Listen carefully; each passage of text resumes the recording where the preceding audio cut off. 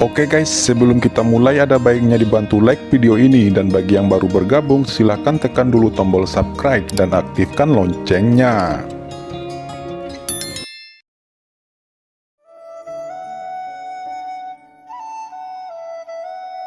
Pada saat ini Qin Chen kembali merasa seperti bertarung dengan binatang darah yang tak terhitung jumlahnya, dan merasakan sedikit pencerahan. Semakin lama dia bertarung, semakin kuat tubuhnya. Gaya permainannya benar-benar tidak masuk akal. Ini membuat Ling Yuanan merasa khawatir. Dia belum pernah bertemu dengan lawan seperti ini. Ling Yuanan awalnya berpikir bahwa Qin Chen akan dapat dia tekan dengan mudah, tetapi siapa yang tahu bukan itu yang terjadi. Sebaliknya, dia semakin terjebak dalam pertempuran tanpa akhir dan tubuhnya juga banyak terluka. Tinju pembunuh Qin Chen terlalu menakutkan, apalagi pertahanannya. Ling Yuanan bergumam, kenapa pertahanan anak ini begitu mengerikan? Tiba-tiba Ling Yuanan meraung, menggertakkan giginya, dan selembar kertas jimat muncul di tangannya. Ling Yuanan memuntahkan seteguk darah dan darah meleleh di kertas jimat. Sebuah kekuatan yang tampaknya mampu menekan 9 langit dan 10 bumi menyebar, dan Qin Chen terkejut menemukan bahwa tubuhnya tampak membeku. Dia tidak bisa bergerak sama sekali. Qin Chen bergumam, jimat macam apa ini? Ling Yuanan tertawa dan berkata, hahaha, ini adalah jimat leluhurku di zaman kuno. Itu dapat menekan seorang kaisar Wu yang kuat. Hari ini dengan terpaksa aku menggunakan jimat ini untuk membunuhmu. Setelah jimat dilepaskan, Ling Yuanan secara alami tidak akan menyia-nyiakan kesempatan seperti itu. Dia bergegas ke depan dan cahaya darah melesat keluar. Itu berubah menjadi pedang tajam menusuk ke alis Qin Chen. Qin Chen tertawa. Kekuatan ini memang menakutkan, membuatnya sulit untuk bergerak. Tetapi Ling Yuanan terlalu naif untuk berpikir bahwa ini akan membunuhnya. Qin Chen berteriak, darah guntur, aktifkan. Dalam sekejap semburan cahaya guntur langsung memenuhi tubuhnya, dan cahaya penindasan jimat Ling Yuanan langsung menghilang seketika. Fan Tianyin. Pada saat yang sama, Qin Chen juga menampilkan kotak segel Fan Tianyin. Segel membesar naik tertiup angin dan langsung berubah menjadi seukuran gunung. Mata Ling Yuanan tiba-tiba melebar. Harta macam apa ini? Mengapa dia tidak menggunakannya sebelumnya? Gumam Ling Yuanan. Dalam keterkejutannya itu, Qin Chen tiba-tiba bergerak seperti hantu dan langsung datang ke sisi Ling Yuanan. Alis Qin Chen tiba-tiba melepaskan kekuatan jiwa yang menakutkan. Penjara jiwa. Serangan jiwa Qin Chen seperti pisau tajam meluncur ke alis Ling Yuanan. Tidak, Ling Yuanan hanya merasakan sakit di benaknya dan jiwanya menjerit seolah-olah akan hancur. Saat ini pedang karat misterius meledak dengan energi pedang yang menakjubkan, dan teknik pedang kata kematian juga digunakan. Kepala Ling Yuanan langsung terputus naik ke langit dan darah menyembur keluar dengan liar. Begitu Qin Chen mengangkat tangannya, cincin penyimpanan Ling Yuanan segera dimasukkan ke dalam sakunya. Segera setelah dia melakukan semua ini, dia melihat bahwa tubuh Ling Yuanan tiba-tiba meledak setelah jatuh ke tanah. Darahnya seperti ditarik oleh semacam kekuatan tak terlihat dan langsung melebur ke dalam formasi di sekitar gua. Qin Chen menundukkan kepalanya dan menemukan bahwa di bagian bawah pulau Spar samar-samar ada aliran cahaya darah yang berkedip-kedip. Qin Chen merasa sedikit ketakutan di hatinya, mengingat bahwa Mokara saja sudah begitu mengerikan, namun dia hanya seorang penjaga alien. Jadi seberapa mengerikankah makhluk asing yang disegel di bawah pulau Spar ini?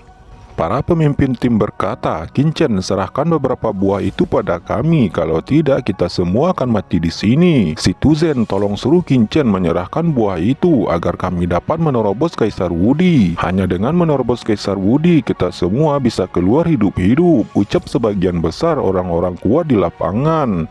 Bahkan si Tuzen juga memandang Qin Chen karena apa yang dikatakan Kaisar Wu lainnya adalah kebenaran. Tidak mungkin, ucap Qin Chen menggelengkan kepalanya dengan tegas. Dia melanjutkan, apakah kamu pikir jika kamu mendapatkan buah aturan dan menerobos Kaisar Wudi, kamu bisa bergegas keluar?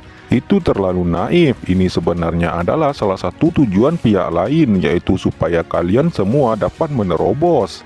Apakah kamu bercanda? Apakah pihak lain ingin kita menerobos? Itu sangat konyol, omong kosong, ucap semua pemimpin itu. Qin Chen menjawab, baiklah, apakah kamu ingin buah aturan ini? Qin Chen memandang si Tuzen.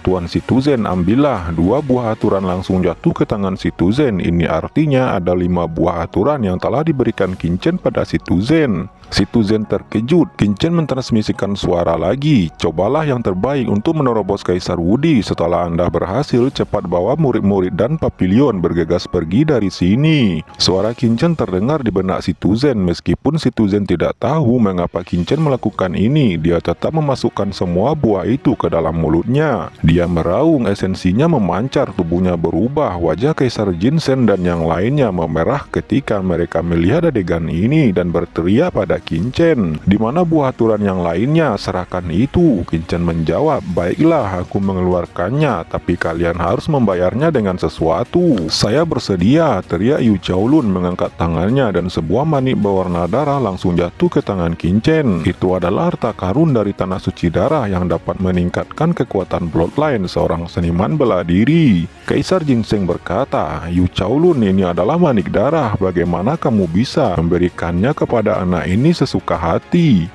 Yu Chaolun diam, tidak menanggapi itu. Qingchen berkata, "Baiklah, karena senior Yu Chaolun telah memberikan manik darah ini, Ben Shao akan memberikan beberapa buah aturan." Qingchen mengangkat tangannya dan 5 buah langsung jatuh ke tangan Yu Chaolun. Yu Chaolun melengkungkan tangannya dan langsung menelan ke-5 buah itu tanpa menunggu orang lain bereaksi.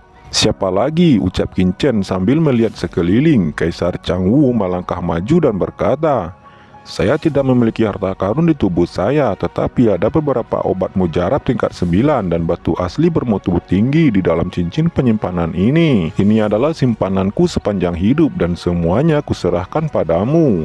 Qingchen melirik cincin penyimpanan Kaisar Changwu dan berkata, "Baiklah, mengingat ketulusanmu, Ben Shao akan memberikan 3 buah ini." Qingchen mengangkat tangannya dan 3 buah aturan terbang dan jatuh ke tangan Kaisar Changwu. Qingchen memandang yang lain dan berkata, "Siapa lagi yang mau menukar? Buat saja tawaran. Penawar pertama memiliki prioritas. Setelah itu Ben Shao tidak dapat menjamin bahwa akan ada cukup buah aturan untuk Anda." Untuk sementara waktu, semua orang menukar harta mereka dengan Qingchen untuk mendapatkan buah aturan. Beberapa orang bahkan memiliki harta yang tidak mencukupi dan mereka bahkan memintanya dari orang-orang di sekitar mereka. Mereka mengumpulkan semua cincin penyimpanan dan menukarnya dengan Qingchen. Secara alami, Qingchen tidak akan menolak. Ketika Qingchen dan seluruh kekuatan utama sedang bertransaksi, pria berpakaian hitam yang masih menjaga pintu keluar tidak bergerak sama sekali. Ini membuat Qingchen semakin curiga. Berbeda halnya dengan orang-orang dari istana berkabut. Mereka terlihat sangat cemas dan berkata kepada pria berpakaian hitam itu dengan gugup, "Jika kita tidak menghentikan mereka, begitu mereka membuat terobosan, kita tidak akan bisa menghentikan mereka lagi. Dan ketika berita ini tersebar, istana mistiku akan berada dalam bahaya," ucap Kaisar Hongyan pada pemimpin pria berpakaian hitam itu. Pemimpin pria berpakaian hitam itu berkata, "Jangan khawatir, jangan lupa perintah yang diberikan permaisuri kepadamu." Pria berpakaian hitam itu mengangkat tangannya dan lusinan buah aturan muncul di tangannya. "Apa itu adalah buah suci?" ucap Kaisar Hongyan dengan kaget. Dia berkata, "Kenapa kamu tidak mengeluarkannya lebih awal?" Hongyan dengan cepat mengambil beberapa buah itu dan langsung menelannya. Pada saat ini semua orang dengan gila-gilaan meningkatkan kekuatan mereka, dan saat ini lebih dari 20 orang telah menerobos Kaisar Wudi 9 surga. Secara alami, Qingchen juga tidak ingin tinggal diam. Dia bergumam, "Meskipun kekuatanku saat ini tidak lemah, bagaimanapun juga itu hanya puncak jangka menengah tahap ke-8. Jika saya dapat menembus puncak tahap akhir Kaisar Wu, maka kemungkinan untuk bertahan hidup akan meningkat." Segera potongan kristal ruang dan kristal darah dengan cepat diserap oleh Qingchen, dan pada saat yang sama perhatiannya juga terfokus pada cincin penyimpanannya. Ada banyak harta di cincin penyimpanannya saat ini yang dapat membantu kultivasinya. "Apa ini adalah darah sejati naga kuno?" ucap Qingchen sambil mengeluarkan setetes darah yang telah disegel dalam sebuah kristal. "Ini diperolehnya dari Long Zentian." "Apakah anak ini gila?" Long Zentian yang juga melihat itu segera mempercepat terobosannya dengan panik. Awalnya dia berpikir untuk merebut kembali darah naga sejati itu, akan tetapi dia sungguh tidak berharap bahwa Qingchen langsung dapat memurnikan darah naga sejati itu. Pada saat ini kekuatan jiwa naga yang menakutkan langsung ditelan oleh Qingchen, dan pada saat yang sama tubuh Qingchen juga mengalami beberapa transformasi. Sisi naga samar-samar muncul di kulitnya. "Sialan, itu seharusnya milikku," teriak teriak Long Zhenghtian. Terobosan, akhirnya aku menerobos ke puncak tahap akhir Kaisar Wu, gumam Qin Chen dalam hati. Qin Chen merasakan esensi sejati yang melonjak di tubuhnya. Pada saat yang sama, Yu Qianzu dan yang lainnya juga menerobos dalam sekejap. Tubuh mereka bersinar dengan semangat yang luar biasa. "Nak, serahkan harta karun itu," ucap Long Zhenghtian. Qin Chen penuh dengan aura naga. Ada bayangan naga muncul di belakangnya dan membanting ke arah Long Zhenghtian. Kedua serangan itu bertabrakan dan saat berikutnya wajah Long Zhenghtian tiba-tiba berubah. Dia hanya merasakan kekuatan yang tak terkalahkan menyapu dirinya. Organ-organ internalnya bergetar hebat dan seteguk darah menyembur keluar dari sudut mulutnya. Di sisi lain, Qin Chen juga terbang terbalik tetapi segera menstabilkan sosoknya tanpa sedikit pun cedera. Di tempat lain, Kaisar Jianzheng dan yang lainnya masih berusaha menyerang formasi. Dia berkata pada pria berpakaian hitam itu, "Ini agak menarik, tetapi Kaisar ini ingin melihat jika kami menyerang bersama, dapatkah Anda menghentikannya? Semuanya, ayo bunuh pria berbaju hitam ini terlebih dahulu sebelum berurusan dengan hal lain." Kaisar Jianzheng bergerak seketika. Boom! Dia berubah menjadi cahaya keemasan membombardir ke arah pria berbaju hitam yang sedang menahan formasi penghalang itu. Formasi itu bergetar hebat setelah Fei Tua dan yang lainnya juga mulai menggedor. "Hentikan mereka!" teriak pria berpakaian hitam itu pada Hongyan dan yang lainnya. Semua jenis kekuatan yang sangat dahsyat melonjak ke langit dan kedua belah pihak bertarung seperti orang gila. Pria berpakaian hitam itu tertawa dan berkata, "Jie, begitu banyak kekuatan. Cukup, itu seharusnya cukup." Jejak kengerian dan kegilaan melintas di matanya dan dia langsung merobek jubahnya menampilkan sosok yang aneh. "Hah, pria berbaju hitam itu sebenarnya adalah alien," gumam Qin Chen terkejut. "Siapa orang ini? Ini sama sekali bukanlah manusia. Mungkinkah itu adalah binatang darah yang berevolusi menjadi manusia?" ucap semua orang terkejut dan Kaisar Changwu meraung. "Itu adalah ras alien yang telah menginvasi benua Tianwu kita di zaman kuno. Aku sudah mengatakannya sejak lama, kalian tidak mempercayai kata-kataku sebelumnya. Sekarang kalian semua menyaksikannya. Istana berkabut telah berkolusi dengan ras iblis asing. Kejahatannya sungguh sangat keji." Ekspresi semua orang membosankan. Kengerian di hati mereka tidak bisa ditekan dan nafas mereka tampak mandek. Tidak peduli ras alien macam apa dia, kita memiliki begitu banyak orang. Apakah kita masih takut pada pihak lain akan menangkap kita? Tidak peduli konspirasi apa yang dimiliki pihak lain, tidak akan ada yang bisa mereka lakukan, ucap Kaisar Jianzheng mendengus dingin, dan dialah yang paling pertama bereaksi untuk melawan. "Bunuh dia!" Semua orang meraung dan bergegas ke depan. Jie, kalian ingin membunuhku? Sungguh naif, ucap pria itu dan segera memberi hormat ke lorong gua di belakangnya. Dan kemudian dia berkata, "Beberapa senior, silakan." Jie, akhirnya giliranku. Haha, begitu banyak daging dan darah manusia. Tawa aneh terdengar dan beberapa sosok kekar tiba-tiba bergegas keluar dari lorong itu. Di antara mereka pemimpinnya setinggi 3 meter dengan 2 tanduk tajam di atas kepalanya. Dia bergegas langsung ke langit memegang pedang sihir hitam dan energi iblisnya melonjak ke langit. Di sampingnya ada 2 alien kuat dengan aura menakutkan, tetapi mereka jauh lebih lemah daripada pemimpinnya.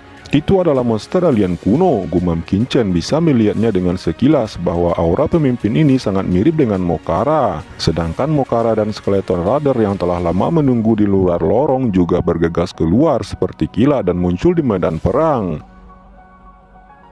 "Gulas, apakah itu kamu? Oh, Mokara, apakah kamu juga terbangun?" Gulas terkejut dan kemudian matanya tertuju pada pemimpin pria berbaju hitam itu dan berkata, "Apakah kamu yang telah membangunkan kami?" Pria berpakaian hitam itu menjawab, "2 senior junior ini bernama Queen atas perintah Raja Iblis membangunkan 2 senior dan meminta 2 senior untuk membantu untuk membunuh para manusia ini," ucap pria berpakaian hitam itu. Queen langsung mengeluarkan sebuah token Master Iblis mewakili identitas Master Iblis. Ketika token Master Iblis muncul, semua iblis lainnya harus mematuhi perintah mereka. Gulas menjawab, "Karena ada token dari Master Iblis dan kamu telah membangunkanku, aku akan mendengarkan perintahmu untuk saat ini. Perintah junior sangat sederhana, bunuh mereka semua." Queen dengan tegas berkata dan kemudian mengeluarkan 2 buah gelap di tangannya. Ini adalah buah iblis, silahkan kedua senior. Gulas dan Mokara adalah yang terkuat di antara mereka, adapun Skeleton Rider dan dua iblis alien lainnya mereka hanya dianggap sebagai bawahan. Gulas dan Mokara sangat gembira, mereka mengambil buah itu dan langsung menelannya. Itu membuat kekuatan mereka menjadi 10 kali lebih kuat dari seorang Kaisar Woody ras manusia. Queen melirik beberapa orang dengan acuh tak acuh dan berkata, "Semuanya, misi kalian telah selesai. Aku akan mengirim kalian pergi sekarang. Jika Anda ingin mengetahui yang sebenarnya, Anda dapat bertanya kepada permaisuri Sangguan Sier." Selain Kaisar Hongyan dan Tianfei, seluruh murid istana berkabut dan aula penegak hukum diteleportasi keluar. Murong Bingyun, Yu Qianzu, dan Jiruyu termasuk di dalamnya. "Jie, orang-orang ini serahkan padaku," ucap Gulas, dan yang lainnya mulai menyeringai. "Tidak, hentikan mereka," ucap Fei Tua, dan buru-buru mendesak formasi Tian Kong Wang Zuan, dan cahaya tak terlihat terbentuk dalam sekejap menyelimuti semua orang. Gulas menyeringai dan dengan cepat tangan kanannya berubah menjadi cakar hitam pekat yang mengerikan, yang tiba-tiba meledak di atas formasi. Duar, retakan formasi perlahan muncul. Fei Tua sangat takut sehingga wajahnya pucat dan dia berkata dengan marah, "Cepat hentikan." Kaisar tubuh emas, Situ Zhen, Yu Chaolun, Yu Hawen, dan Kaisar Wudi lainnya juga mulai menyerang serentak. Boom, boom, boom. Tubuh Gulas terkoyak-koyak, namun sesaat kemudian itu kembali pulih. "Manusia sialan, Jie, ingin bersembunyi, bisakah kamu bersembunyi?" Gulas menyeringai dan membanting ke samping. Cakar gelap itu langsung menghancurkan Yu Hawen, pemimpin sekte Gui Yuanzong. Saat berikutnya, tubuhnya pecah berkeping-keping dan darah bertebaran di tanah. Mustahil, Yu Hawen baru saja mati seperti ini. Dia adalah Kaisar Wudi 9 surga yang kuat. Siapa iblis ini? Ini sudah berakhir. Semua orang terkejut dan gemetar. Setelah Gulas membunuh Yu Hawen, dia segera ingin menyedot esensi darah Yu Hawen dengan paksa dan berkata, Jie, esensi dan darah manusia ini baunya sangat lezat. Setelah puluhan ribu tahun, akhirnya saya akan merasakannya lagi. Ini benar-benar akan nyaman." Ia menyeringai dan segera ingin mencicipinya, namun tiba-tiba formasi yang dikendalikan oleh Queen langsung menyerap esensi dan darah Yu Hawen semuanya. "Apa maksudmu?" teriak Gulas menoleh. Queen menjawab, "Senior, jangan marah, esensi manusia ini masih berguna untukku. Selama para senior membantu kursi ini membunuh orang-orang ini dan mendapatkan cukup esensi dan darah, maka tidak peduli seberapa banyak kekuatan manusia yang ingin ditelan oleh senior, junior akan menemukan mereka untuk para senior." Queen dengan panik mendesak bendera formasi di tangannya. Tiba-tiba pulau Spar yang terletak di tengah danau bergetar hebat.